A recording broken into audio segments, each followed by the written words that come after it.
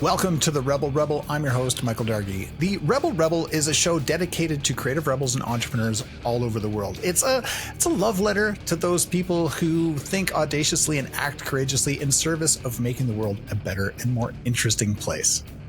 Coming here so fucking young, of just like 18 years old, completely embracing the adventure of it. Software development is nothing more than teaching the dumbest thing in the world how to be smart. And if it's an AI, it has cognitive science and neuroscience in the background as you're kind of learning what intelligence is, and I don't think there's anything better than that. He moved from Seattle to Cebu when he was 18, has had his hand in building 3 different companies, and is now considering his 4th. He's an entrepreneur, an information architect, and a dungeon master. Welcome to the Rebel Rebel. Literally across the world to this amazing place that I've been to once in my life. I've got Garik Tate from Valhalla.team with me. How's life? Life is going well. Glad to be here, Michael. That's awesome. Well, thanks. So you're in Cebu in the Philippines? Yep. Based in sunny Cebu, where it's funner in the Philippines. Absolutely. Very nice, very nice. I can hear some traffic and some hustle bustle in the, and what do they call those little buses? Jeepneys. And the motorcycles they call hubble hubbles.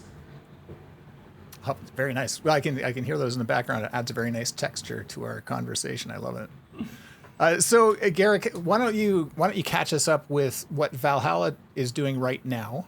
Because I'm super curious. It covers a lot of ground. And then I want to go back in time and talk about what it is that brought a Seattle boy across the ocean to the Philippines to run this wild team. Yeah, absolutely. So Valhalla is a software development company, and at this point in since pretty much late 2023 and now going to 2024, its focus is on most particularly helping businesses get acquired at higher valuations through building AI software tools and AI automations, helping teams build out their software teams, and ultimately automating and operationalizing more of their systems and processes. Wow. And as for myself, I'm kind of the chief consultant and architect, but the team is growing pretty fast at this point, so I'm excited as more and more folks join us and start taking over more and more systems and processes. Oh, that's wicked. So it's an interesting leap in a bunch of different ways. So, the first question that I have to ask is, how did you find yourself in Cebu? Yeah, so moved out here when I was just 18 years old. And in the Northwest in Seattle, you can skip a couple years of high school to take a couple years of college. So was able to do that. Graduated with an associate in arts, as all good college grads do. Very very impressive title. And my brother and my father were just starting a new company.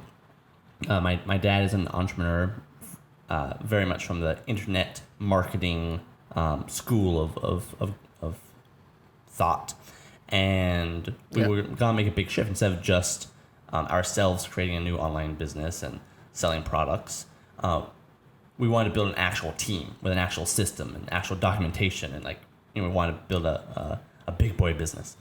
And they were just starting that up, so I joined them, and within, I want to say, 8 months, my father and I, my brother had transitioned out. My father and I had jumped on a plane flying over to Cebu, and in the Singapore airport on the way here, we saw the biggest typhoon to ever hit landfall, Typhoon Haiyan, strike the Philippines. And so that was our first day here, but that was because we wanted to fly out here and build the team and train the people and grow it. We thought we were going to be here for 6 months, and we've been here about 10 years now. Wow. Okay, so that's wild. I had family that moved to Clark around that time. So up just north of Manila. And I remember getting a phone call with rain going up which rain shouldn't do. So did you wonder why you decided to embark on this adventure at any time? Like moving across the world to a different culture must have been something else for you. Oh yeah, I think partially coming here, just so fucking young. Of just like 18 years old, completely embracing the adventure of it. There was very little doubt just because of the largest storm to ever hit a country. It was like no, we're here to do it, and just embracing the adventure of it. Love it. So is your dad still part of the team? Did he go back to Seattle? Like, what does that look like? Yeah, absolutely. So he's still part of the company. So at this point, actually, that first company we started was a publishing company. It classical books and magazines, primarily fiction, still going strong. And we've spun off from that now 2 other companies. One is the software development company, which I work in pretty much full time, and that's primarily doing things with AI, automation, software development. And then we have another company called 2XU, which does VA outsourcing, but for kind of high net worth individuals. And my dad is not as involved in any of the 3, but helps primarily with back admin, systems and processes, and also consults across the 3. That's awesome. Family businesses are the best. We have a good dynamic, definitely. Oh, that's good. So I guess, what you said you left when you're 18, and of course, spirit of adventure and all that sort of stuff. What is it that drove you to the AI landscape, or is it just like how long have you been involved with that? It's a hot topic these days, of course. Yeah, we were really lucky to get in before it exploded in November of 2022. So been working with AI for about 6 years since starting basically the software company. Our very first project was a project using AI to optimize advertising. So not generative AI, but still very much using AI. Yeah. And before generative AI, really existed. The thing that brought me to it, if I'm being totally honest, I met a guy who had a software development company here. It was like my second year here. He was also named Michael. Yeah. And I am extremely grateful to have met him, because he kind of just walked me through his business operations. He's extremely gregarious, still is. Introduced me to his wider network here in the city. Before that, I barely knew anyone, and just I don't know, saw some spark in my eye, and was willing to just talk to me as long as I would listen. And I was amazed by 2 things in software development. One is a creative deal flow you can do, where if you're working with a business and their gap is software development, you can get creative with how you allocate risk, and still make sure you're proceeding without a ton of risk. But B, you can, if both parties are aligned, you can get more creative with how you do it. It could look like equity, or it could look like any one of a number of things. I was really excited by the idea of working with businesses as a partner, not just as a vendor. And then secondly, I had heard during that time in my life a great quote by the founder of Valve. If you know, they build Steam and Half-Life and stuff. Yeah, I know Valve. Yeah. And he said that software development is nothing more than teaching the dumbest thing in the world how to be smart. And I think that's technically true. I think it's technically true. There's nothing dumber than computers. Oh my God, that is so true. We're in a project right now where it's just like I'm hitting my head against the wall, going like, you got to go through every last little thing. Fundamentally, it's just explain why. Like ones and zeros and if-then statements. So like a 1 and a 0 is just like, what is that? It's consciousness is literally, I exist. It's a 1. It's a 0. I don't exist. Yeah. So it's like, it's the most fundamental substrate, and you have to bootstrap intelligence from it. And the fact that we can do that all the way to AI, well, AI is, I would say, a natural outgrowth of that. And that's been on the docket kind of since the beginning of it. But that's what originally attracted me so much to this industry. That's awesome. So what do you see sort of the future for Valhalla right now? I see the future. We're still going to be building software tools. Right now we are kind of going through a transition. Our background is in building web apps, mobile apps, and also designing them as well as building them. But looking forward in the future, we're actually right now in the process of probably spinning off a new company that would be the fourth company in our trifecta as of now, which will be more focused on what I was saying before. I think that they jump from software development to also consulting non-tech companies and how to add AI into their systems and processes. That's probably a big leap. So we're probably going to be spinning off a fourth company pretty soon that will be focused on that as its core brand, even though a lot of the back team will be the same, because a lot of the design to build a really great application and a design to build a really good business operation are remarkably similar. Yeah. So, like, where's your market? Do you serve just the Philippines market? Are you global? Do you have a sweet spot? Yeah. What does that look like? Most of our growing market is in Australia. We started off primarily in the UK and in America, but at this point, really love working with Australians. And at this point, they're great people, and they're close by. Yeah, makes it much easier. Yeah. And most of our conversations right now are with exit planners. We love the world of buying and selling businesses. And maybe that goes back to what I was saying before about strategic partnerships and stuff. Love that world. Yeah. And so at this point, most of our conversations are with exit planners. We're building a few AI tools with them right now, kind of going to that world.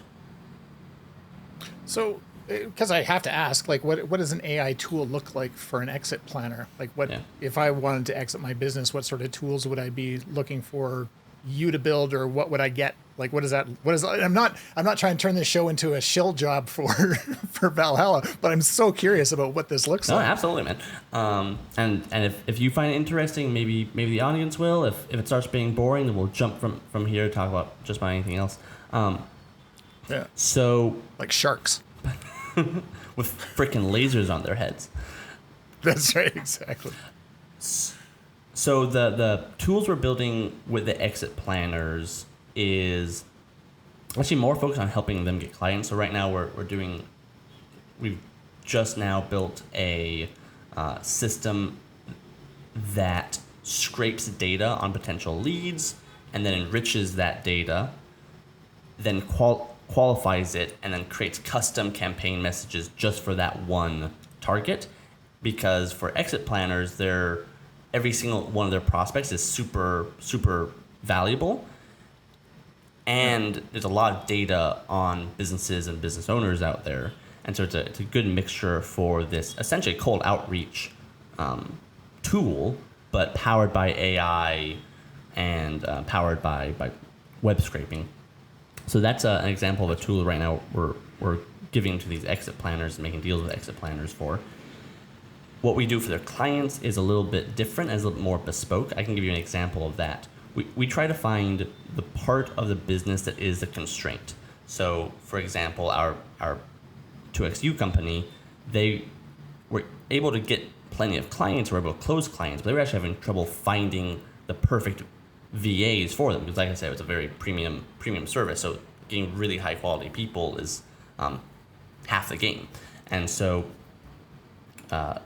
we realized that recruitment was a constraint, and we said, how can we add in AI to solve that problem? Because we think of business from an engineering point of view of like everything is just inputs and outputs, and once you find the node of that chain that is where the problem is, you can then engineer the inputs and outputs, adding in AI, adding in automation to solve it. So with that hat on, we saw that most problems in recruitment were around beginnings of the funnel, so how we handled applicants in the very beginning. So we added in basically AI to automate a lot of those tasks, from reading the CV, understanding the CV, seeing if they were qualified or not, writing some of the initial messages. So then a human didn't have to be involved in those steps, and they could spend all their time deeper in the funnel to make sure the qualified applicants, the ones that had gone through those initial stages, were really well taken care of. So we were able to triple the recruitment capacity that way, and that was able to double the business in just I think about 3 months is how long it took. So fascinating. That's kind of an example of a bespoke per client sort of thing. Got it. That's super cool. So let me jump way back in time, because I'm just trying to wrap my head around what it is about you that's driven you to just do this stuff. Like, when you were a kid, were you like, oh man, I totally want to be a software developer? Or were you like, oh man, like I totally want to help Australians? Like, what does that look like? And who doesn't want to help Australians? Well, when I was a kid, I don't know if I knew Australia was on the map. At this point, I'm very geography driven, but yeah, I just lost the entire Australian audience listening to this podcast. But not at all. It's like southern Canada really is. Australia is we're the inverse of them, and they're the inverse of us. Like, yeah, they just have better accents. Yeah. And they're also on average, I think they're some of the most handsome people in the world. Like every time I talk to an Australian, like 9 times out of 10, I'm like, you just have a good facial structure. I don't know what's going on down there. But what drove me into software? I always knew I was going to be an entrepreneur. Growing up in an entrepreneurial family, it was just like there wasn't, it was never a sales pitch. It was just kind of obviously that's what's going to happen. And I think that's very healthy because I don't think it's naturally my genetic predisposition. I think I was kind of born a little more of an, I think most entrepreneurs, anyone can, growth mindset, you can train yourself into anything. And I think that I'm kind of a living proof of that, because I think naturally my predisposition towards uncertainty is not the same as most entrepreneurs. Uncertainty definitely bugs me more than I think the average entrepreneur. But just always assuming that was going to be the path, I've found ways to overcome that and to I think get some of the best of both worlds if I'm feeling arrogant. Yeah. And the idea, though, of doing this in software development really only came later in life, and it was like I had said, finding someone else who was doing it and realizing how much creative things you could do with clients and how much upside there was if you were clever on it, and then realizing that software development fundamentally is just taking our thoughts and putting into silicon. And I couldn't think of anything cooler than that idea, to take an abstract idea and make it real and embed it into a physical matrix that then could play out in reality. And for the most part, outside of robotics, that's just in the cloud, but that's still a physical manifestation of your idea in the world that's interacting like an orchestra with other ideas. And so like I sometimes think of like software developers as like, people say wizards. I think that's kind of an overused term in the startup world, but are kind of like wizards. They're casting a spell that puts it into silicon, and then this machine can run and can move forward without them. Right. It's I don't think there's any cooler game in town. Like, why wouldn't you want to do that? You get to play with, you get to and if it's an AI, it has cognitive science and neuroscience in the background as you're kind of learning what intelligence is, and like I don't think there's anything better than that. It's pretty rad. What broke my brain recently was realizing that we just blew past the Turing test. Yeah. Without even an acknowledgement of the fact that milestone got crushed, and turns out it wasn't even a thing. Which I find fascinating. I guess what is the future? I know that you're doing another business, but I want to talk more about you personally. Like, what does your future look like in terms of are you just gonna sit here and crank out code, build businesses? Like, what's Garik's aspirations? So at this point of my career, I think the block and tackle will be more and more breaking down the systems and designs of a company, its problems, to understand how to more selectively add in the right tools there. So I spent a lot of time building tools, working with teams to build tools, and the number of low code, no code tools out there that non-developers can use is really astounding, and I'm extremely excited by that because it dramatically reduces the cost and effort to test things, to prototype things. And so at this point, sure, I'm more excited, I think, by just that architect's point of view of breaking a business down and finding the right tool for that particular job. And having a background in software development, I think supercharges that, but I don't think it needs to be the only focus in future Garik's plans. And okay, biggest ambitions outside awesome. Of that is just take over the world, of course. Like where else can it go? Right. I see you got a globe on your shelf there, so that's a good starting spot. Yeah. Yep. Nice. So for Christmas, I got one of these. Wow, that's legit. Because I noticed. Yeah, and I think I'm close to getting it. I can do the. Yeah, I saw that on your shelf, and I can do that one okay. But I'm trying to wrap my head around this tetrahedron nightmare. No, that's legit. I literally only have like a real Rubik's Cube, and then I have two easy mode ones. This is my absolute favorite, though. It's also a fidget spinner. Oh, that's so cool. I only saw it in Thailand. I picked it up. I think it's like one of my most prized possessions. Very easy to solve, but it's like that's perfect fidget. Do you want to see something crazy? Check this shit out. Whoa.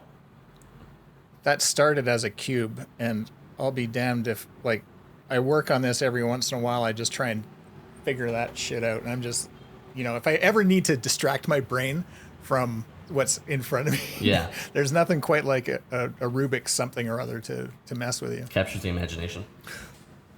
Yeah, for sure. Hey, so it's so cool in Cebu. Like you're a stone's throw from all the places. Like you can go to Japan, you can head over to Taiwan, you can go to Singapore, you can go to China, or Hong Kong, you can go to the Maldives, you can go. I mean, you're right there in it.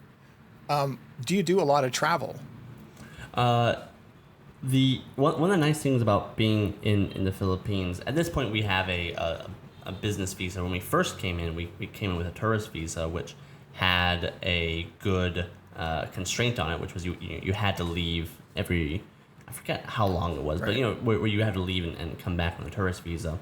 And so that, I think, did get us a pretty good habit of traveling about. With that being said, I think we travel like maybe twice a year to some place, okay, but more as exploring this part of the world and seeing if it's an area we want to set future bases, which right now looks like part of your world domination plan. Might be Chiang Mai in Thailand. That place looks really exciting on a couple of different levels, but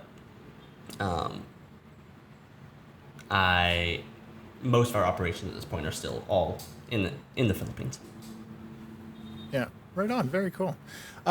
So when you're walking down the street and you're dodging traffic as you do in the Philippines, what is the one thing that comes to your mind that you wish the world knew? One thing that I wish the world knew.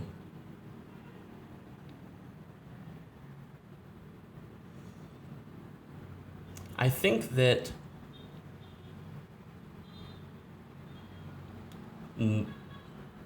so many of our challenges fundamentally comes from a lack of growth mindset and taking full responsibility for how we respond to things. The responsibility is your ability to respond. So now that can be confused with control of like I have 100% control in my life or own its outcomes, but responsibility is just your ability to respond. So if I could wave a magic wand and put something in everyone's that billboard sort of sign, it'd probably be a combo of take 100% responsibility, and you can actually change yourself. If you can't control it now, you can be controlling your mind to forge yourself into the kind of person that can respond better, which is life changing. But that's not so much a software development or AI. Yeah, dude. It doesn't always have to be about that, right? Yeah. Like, what do you wish the world knew? That's really good. I like that.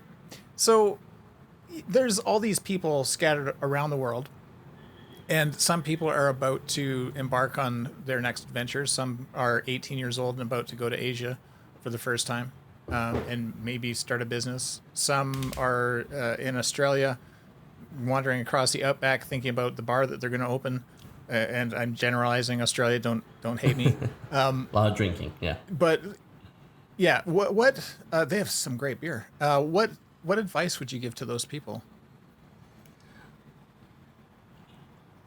I think the biggest two fulcrums that really can turn you into anyone you want to be is your morning routine and your relationships. I think that if you had only two buckets that you can reduce mechanical activities is, find local people in your community. Maybe that's Toastmasters. I know that was a really big thing for me.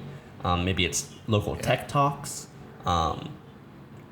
But find where the people who you like are and who you want to spend more time with are, and then go spend time there mechanically. Just like do the thing.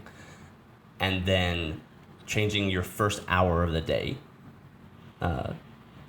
huge outsized returns on who you end up becoming in 5 years for the amount of effort it takes to change that habit. That's awesome. So that begs the question, what's your morning routine? What does that look like for you? So my morning routine used to be, do all the things. So every day, woke up, went to my building's rooftop, embrace the sun, would do the meditations, go from there, work out, then do the next thing, cold plunge, the whole 9 yards. And just this year, I got prompted by a video that was all about flow hacking. Big fan of Steven Kotler, and it was saying, everything you do in your morning routine is just meant to get you in flow. But when you first wake up, you generally are pretty close to flow. So what if you just get to work immediately, and then you did that's other morning routine stuff right afterwards? And so I'm trying that out, and the first hour of the day is like one of my most productive now, just smashing it. Still building out the life rituals to then do the rest of the routine afterwards. So I think that's the next swing of it, but just locking the habit of waking up and getting straight to work. So next perfect morning routine is immediately to work and then going to the rooftop and doing the cold plunge and the exercise and the whole 9 yards from there. Interesting. Oh, very cool. So what's on your bookshelf? I mean, it could be physically behind you, but what are you reading right now? Like, what inspires you? So, my top 3 books I return back to over and over again, and the books I recommend more than anything else are probably Steven Kotler's Rise of Superman, as that's such a good introduction to the neuroscience of flow, and it's also just a really good book. Like, if people sometimes ask, like, yeah, where do you learn like a lot of the brain chemistry that you're referencing? And it's typically that book's like such a good gateway in that world, because we're having a biological experience, right? So that's a great book. Awaken the Giant Within by Tony Robbins, which is, I think, a little bit of a that's some old school. Yeah. But I think it's like really just a great user manual for your subconscious. It's very much from that NLP, neuro-linguistic programming sort of era, but it still holds up. And then the third book would probably be would be Atomic Habits, because that's such a great book about building your ideal life one block at a time, one brick at a time through each one of your habits. And those are the three that I recommend most often. Those are awesome. That's great. Do you have a book inside you that you're going to write? Do I have a book inside me? I have a publishing company. Definitely thought about it from time to time, but yeah, I'm super curious. I really don't know. There's a couple ideas floating around, but I think that another part is going into this future era. Like, is that the best medium to communicate your message? I think there's still an argument for there to be a yes to that answer, especially because it's more of a unit of work that will stand outside of your other body of work that can be read as a standalone. Nowadays a lot of people are really just writing marketing assets for their books, and that's good on them. But there's other ways to communicate the message. So was that a yes or a no? No, that was a ask me in 10 years. That was what that was. I have no idea. But if I did write one, I think it would be about the things we've learned about intelligence and the nature of intelligence, looking at both what makes humans so special and what AI is good at and what it appears to be, where it appears to be going. Let's tackle that for a sec. Where's AI going? I mean, I've been listening. I like a lot of people, I'm sure, but listening to a lot of stuff. And I think Mogadot said, AI is growing so exponentially, it'll probably pass us without even noticing us. Any thoughts on that? I don't take so much of that point of view. I look at the innovations that have gotten us to where we are today, and a big, I think that the last huge innovation was the late 2017 paper, Attention is All You Need, which created the idea of the transformer, and the transformer is what unlocked all the major generative AIs that we now are like shocked by. And there hasn't been a major innovation. Well, maybe there has been, but it just hasn't gone mainstream yet, because Attention is All You Need. It took a while before the right people took notice of it. But we're right now hungrily looking for that next truly big leap, and I don't think that we found it. Instead, what we've been doing is squeezing the juice out of that one innovation. And I used to think that we were near the edge of how much we could squeeze out of it, but now seeing how some people are creating multi-steps with it, I think that there might be a higher plateau than I was originally thinking. But it's still missing some key components between it and true, what I would call AGI. And I think that those missing components is it's lacking what I would call an internal model of reality that can allow it to think not just bottom up, which it can do very, very well, but also top down. So I'll give you an example. If you ask AI to play against itself with chess, it will just start making up moves. It'll be like the pawn kills this one, but the pawn's gone. Like that doesn't even exist anymore, because it doesn't have a good consistent picture of reality. It's guessing the next word in the sequence based on the previous words. Reality. That's what you use, reality, which I think is a really interesting phrasing, because what is reality to AI? Yeah. Right. And what is the top, and what is the bottom? So I think there's lots of stuff that for us to explore and to try to wrap our heads around in the years to come, days to come, in my opinion.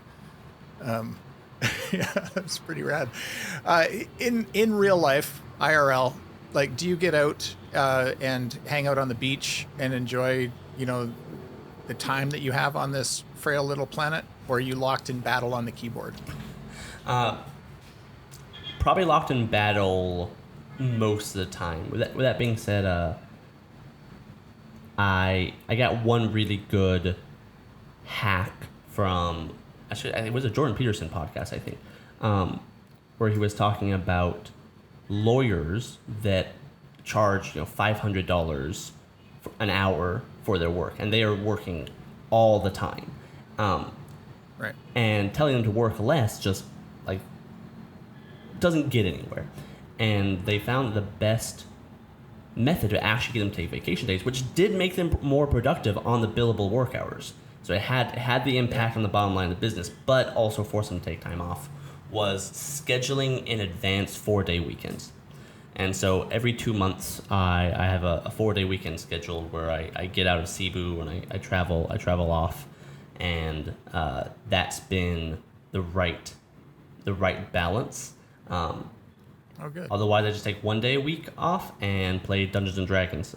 So that's my get out. Right on.